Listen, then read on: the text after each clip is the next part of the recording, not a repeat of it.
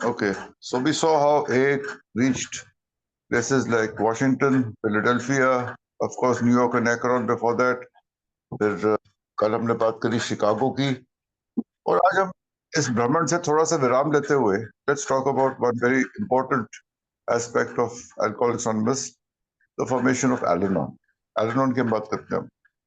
And continuing from where we left yesterday, कल हम बात करते थे शिकागो में जो ए का फैलाव हुआ, वहां पे मुख्य भूमिका थी अर्ल टी की, और अर्ल टी की वाइफ थी केटी।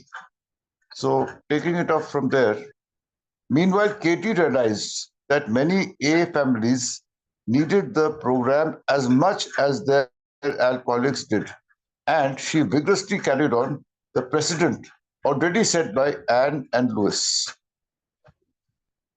ये बहुत जल्दी पता चल गया था शुरुआती दिनों में ही कि जितनी जरूरत इस आध्यात्मिक कार्यक्रम की एक शराबी को होती है अपने पुनर्निवास में, अपनी रिकवरी में, अपने आप को रीएस्टैब्लिश करने में, उतनी ही जरूरत होती है एक अल्कोहलिक के परिवार को, चाहे वो महिला हो, चाहे वो पुरुष हो, चाहे उसके बच्चे हों, चाहे उनके भाई हों, चाहे बहनें हों, परिवार का कोई भी सदस्य।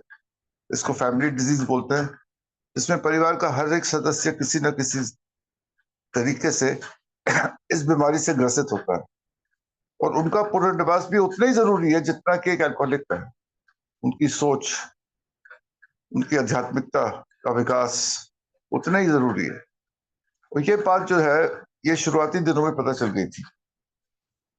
ए families needed the program as much as their alcoholics, जरूरत थी उनको भी इस प्रोग्राम की जितनी एक शराबी को थी। एज मच, कम ज्यादा नहीं, उतनी ही जरूरत थी। और इस अभियान में अर्ल टी की वाइफ केटी जो है उसने अपने आप को शामिल किया। और ये चीज जो थी ये पहले से शुरू करती थी एन और लुइस ने, यानी कि बॉब और बिल की पत्नियों ने ये चीज पहले ही शुरू कर दी थी शुरुआती दिनों में ए के, जब उन्होंने अपने घरों में और उनके ट्रेवल्स के दौरान with Dr. Bob and myself, and even upstairs in New York's old 24th Club Street, had urged A's 12 steps upon non-alcoholic wives and husbands as a way of restoring family life to normal. इसे मैंने कहा पुनर्निवास करना है, restore करना है, यानी कि normal जो था, शराबीपन की वार पड़ी, अब नॉर्मल हो गया, वापस नॉर्मल लाना है। इसमें एक भागीदारी की तो जरूरत थी कि उनके परिवार वालों को भी इस आध्यात्मिक कार्यक्रम कम से कम एक झलक तो दिखे, पता तो चले। ठीक है वो शराबी नहीं है, उनको उस प्रकार की रिकवरी की शायद जरूरत नहीं हो जितनी कि एक शराबी को होती है, लेकिन इस आध्यात्मिक कार्यक्रम में अगर वो अपने आप को शामिल करते हैं शराबी के साथ, तो ही एक घर का, एक फैमिली का सही मायने में पुनर्निवास, rehabilitation, restoring to normal situation, वो तभी हो सकता है। हालांकि एल-एनोन एक अलग संगठन है, लेकिन एल-एनोन और अल्कोहलिक्स एनोनिमस का जोड़ी दामन का साथ है। हमने कई रिकवरीज देखी हैं जो एल-एनोन से ही जिनकी जड़ बनी, बुनियाद बनी, और वापस ए में आदमी पहुंचा है एल-एनोन के जरिए। शायद शुरुआती दिनों में एल-एनोन ऐसे बनी थी कि जब शराबी को मीटिंग में जाना होता था तो वो मीटिंग में सीधा जाएगा कि नहीं जाएगा इस बात का कोई भरोसा नहीं था, तो उसकी वाइफ साथ में जाती थी। मीटिंग से वो वापस घर आएगा कि नहीं आएगा, कि रास्ते में किसी ठेके पे रुक जाएगा, इस बात की भी कोई गारंटी नहीं थी। इसलिए शराबी की पत्नियां जो थी वो उसके साथ जाती थी। तो ये एक बहुत बड़ी समस्या थी जिसका समाधान के लिए औरतें जो थी वो शामिल हुई थी अपने शराबी पतियों के साथ इस प्रोग्राम में। लेकिन यहाँ पे एक और बात कही जा रही है कि उनको भी उतनी जरूरत थी एक 12 कदम के अध्यात्मिक कार्यक्रम की, क्योंकि उसी के कारणवश वो घर पे एक माहौल जो है वो स्थापित किया जा सकता था, एक हंसी खुशी का माहौल, एक ऐसा माहौल जिससे सब कुछ ठीक रहेगा। तो एल-एनोन की जो अहमियत थी उसको यहाँ दर्शाया गया है। मैं दोस्तों आज 2 ही पैराग्राफ पढ़ूंगा क्योंकि I don't want to mix up Alcoholics Anonymous coming of age in various geographies of USA coupled with Al-Anon। तो आज में हम 2 ही पैराग्राफ पढ़ेंगे, उसके बाद हम मंडे से फिर से पहुंचेंगे, हम आगे भ्रमण करेंगे अपने डेट्रॉइट की, हम फिर टेक्सास जाएंगे, लेकिन आज का दिन एल-एनोन के नाम। No one knows exactly when the first family group as such started. पहला फैमिली ग्रुप जो था, यानी कि एल-एन-ओन का जो ग्रुप था, पहला सबसे पहला ग्रुप जो था फॉर्मली, वो कहाँ स्टार्ट हुआ था, कहाँ शुरुआत हुई थी, इसके बारे में वो कह रहा है, इसके बारे में सही प्रकार से जानकारी नहीं है. One of the largest, most vigorous and best accepted of the early family centers developed in Toronto, Canada. लेकिन फिर भी वो कह रहा है कि टोरंटो कनाडा में, और अगर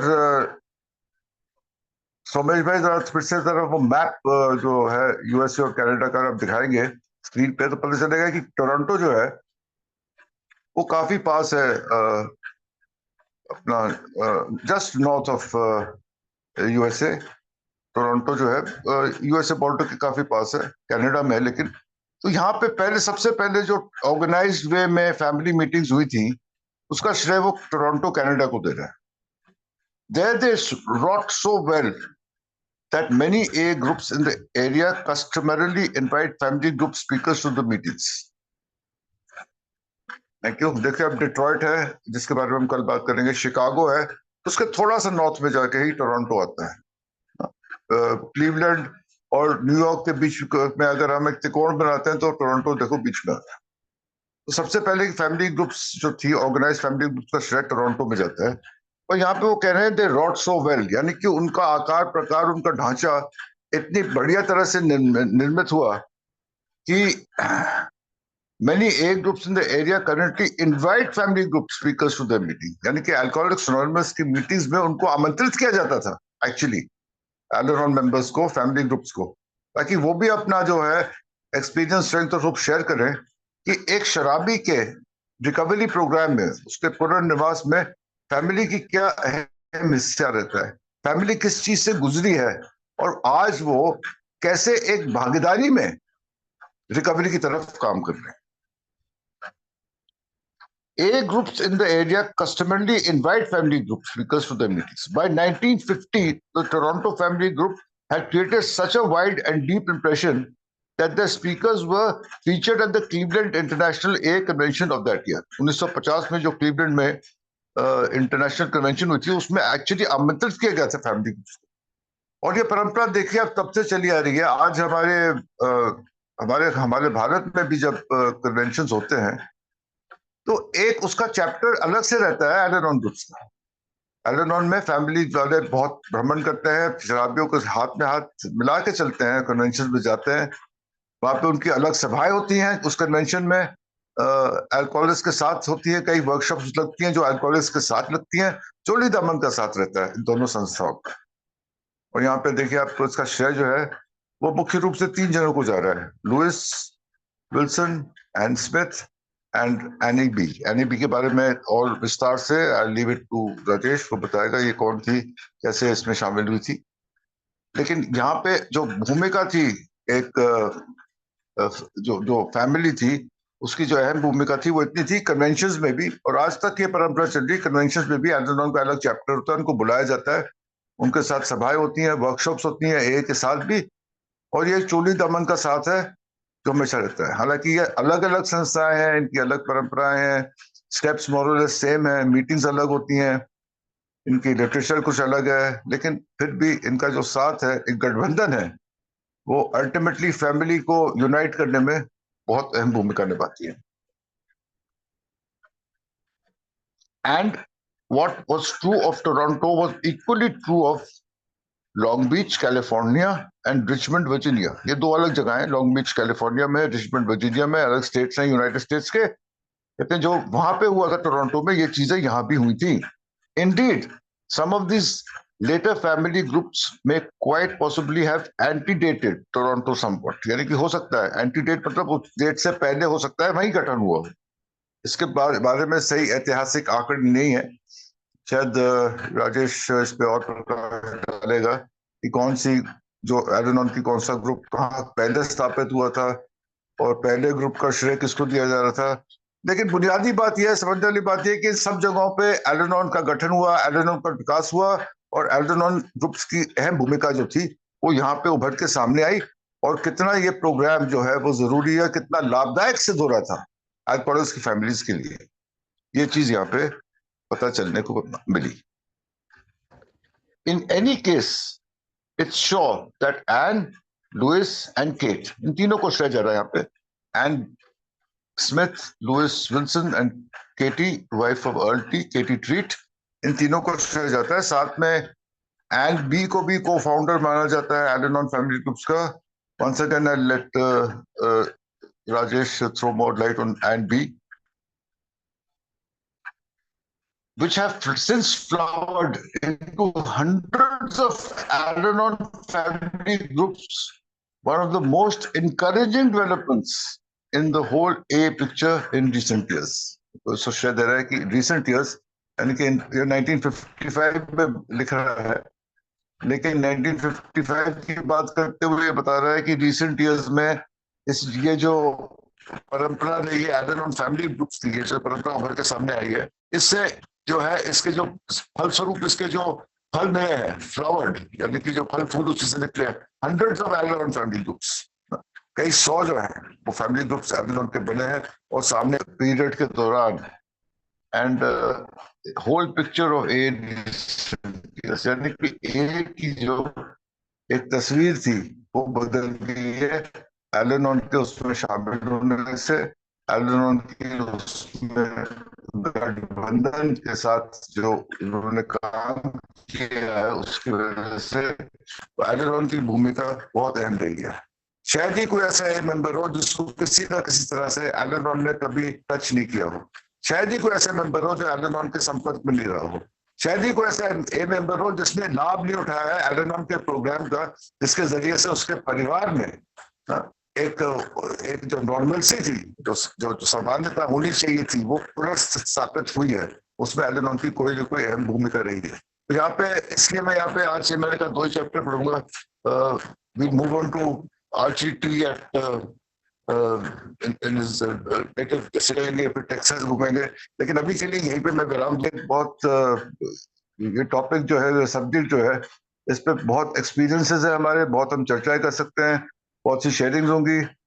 And even I'll come back to share on this later, but I'll take a break now. Back to you, Prem. We'll know a little bit more about Al-Anon history from Rajesh, share our personal experiences and benefits that we've derived. कि हमें क्या लाभ प्राप्त हुआ है Al-Anon के programme से. हमारे परिवार वाले जब गए थे तो उनको क्या हासिल हुआ उससे, हमें क्या उससे लाभ हुआ है, कैसे हमारी घर की स्थितियां बेहतर हुई है Al-Anon के होने से, इसके बारे में शेयरिंग होगी. And I also put in my 2 bit when I get the time. But for now back to Prem and I'd like to hear about from Rajesh ये Al-Anon की इतिहास जो था वो कैसे उभर के ये संस्था सामने आई. So thank you everybody and back to you. Thank you Atul ji. पूरा Al-Anon का आपने बताया 2 पैराग्राफ में, और वाकई यार चमत्कारी है ये. और मैं राजेश जी को समय ना गंवाते हुए राजेश जी से रिक्वेस्ट करूंगा कि राजेश जी इन 2 पैराग्राफ पर कुछ हिस्ट्री निकाल के लाएं Al-Anon से संबंधित, प्लीज. जी धन्यवाद. नमस्कार, मेरा नाम राजेश शराबी हूँ. प्रेम जी धन्यवाद सर्विस के लिए, और अतुल जी बहुत बहुत धन्यवाद. और सुमेश भाई आज फिर बता दिया आपने कि टोरंटो बिल्कुल जैसे अतुल जी ने बोला ना, बिल्कुल बॉर्डर पे है भाई. और मैं बड़ा कंफ्यूज रहता हूँ, खासकर देशों के बारे में, बाकी चीजों के बारे में मैं बहुत कंफ्यूज रहता हूँ. तो यार ठीक है, धन्यवाद, बहुत बहुत धन्यवाद. चलो जी, अब आते हैं जी इसके बारे में. Al-Anon जो है ये अपना फाउंडर डे मनाते हैं 5 मई 1951 को, मतलब 1951 को. लेकिन पहला अगर देखें तो टी हेनरी विलियम के घर में ही एक फॉर्मल मीटिंग होनी शुरू हुई. नाम Al-Anon नहीं पड़ा था. Al-Anon से पहले बहुत से नाम रखे इन लोगों ने, बहुत से नाम, और मैं उनके नामों का भी जिक्र करूंगा कि कैसे कैसे. टी हेनरी और क्लेरिस विलियम के घर में ये लोग स्टार्टिंग में ही, क्योंकि सॉरी एनईएस होगी या फिर ऑक्सफोर्ड ग्रुप पर हो गए, या जितने भी ऑक्सफोर्ड ग्रुप पर है, चाहे वो हेनरिटा को ले लो, टी हेनरी, क्लेरिस विलियम को ले लो, बाद में बिल डॉटसन की पत्नी आ गई हेनरिटा फेच को ले लो, या फिर ये क्लीवलैंड के लोग भी अलग से, इनकी पत्नियां, बच्चे. जरूरत महसूस हो रही थी कि यार प्रॉब्लम तो हम लोगों को भी है. लेकिन डॉक्यूमेंट्री जो 9 जनवरी 1952 को पहला फैमिली ग्रुप ऑफिस इन्होंने, मतलब 5 मई 1951 को तो इन्होंने पहला ग्रुप खोल दिया. और फिर उसको 9 जनवरी 1952 को इन्होंने पहला ग्रुप ऑफिस जो है क्लियरिंग हाउस कमेटी के नाम से जो है इन्होंने खोला, नाम रखा इन्होंने क्लियरिंग कमेटी हाउस, अब उस नाम से इन्होंने रख दिया।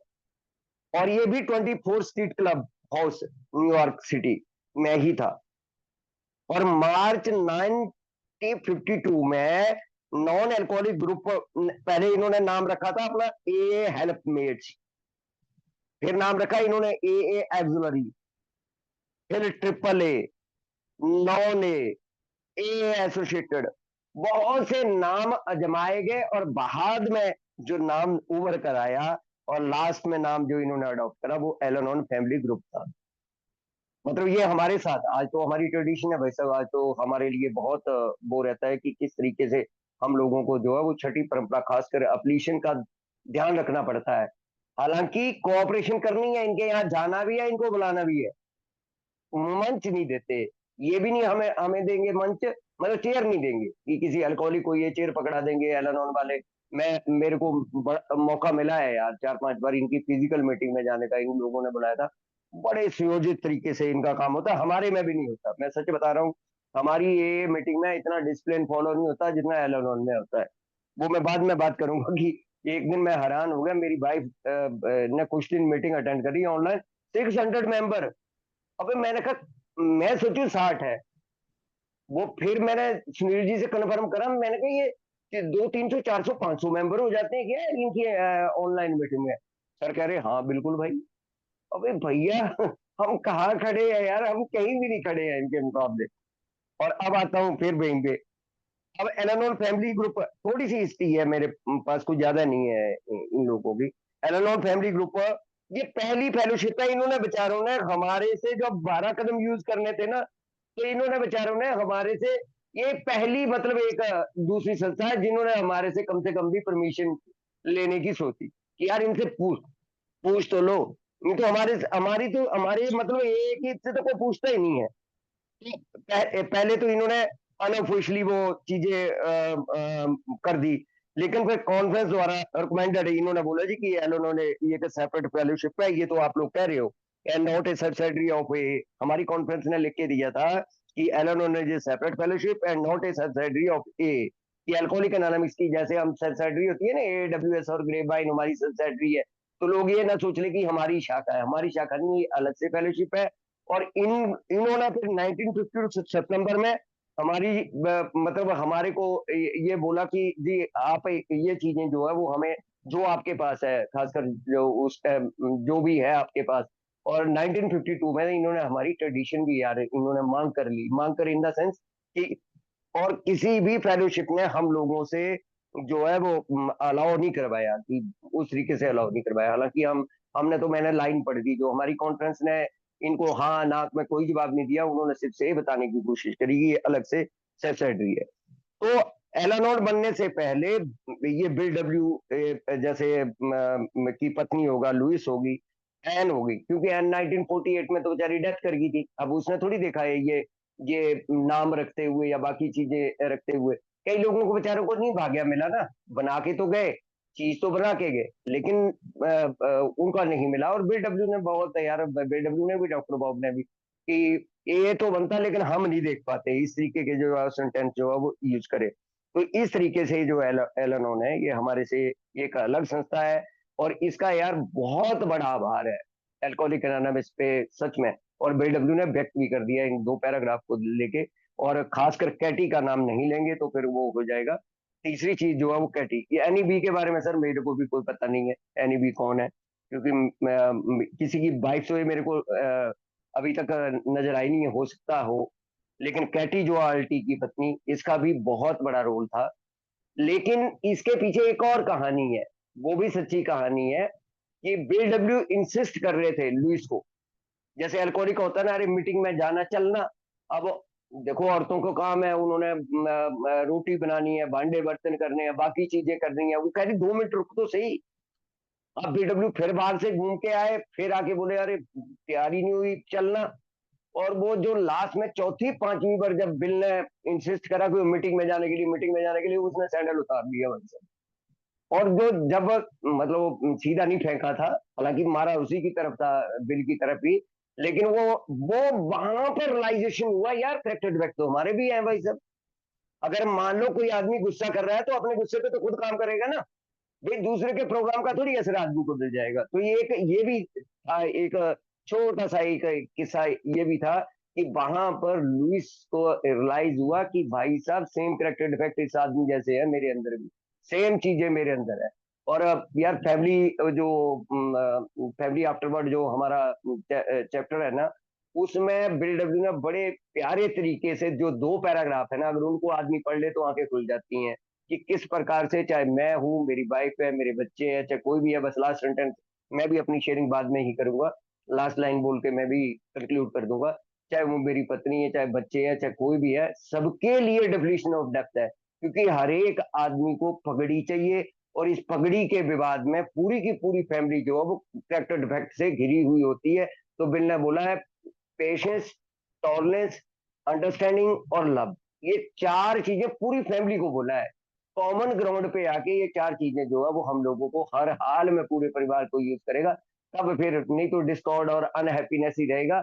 ये हैप्पी, फ्री और जॉयसी वाली फैमिली अगर प्राप्त करनी है तो ये 4 जो कोड है ना, ये पूरी फैमिली को बताए हुए। धन्यवाद, थैंक यू सो मच।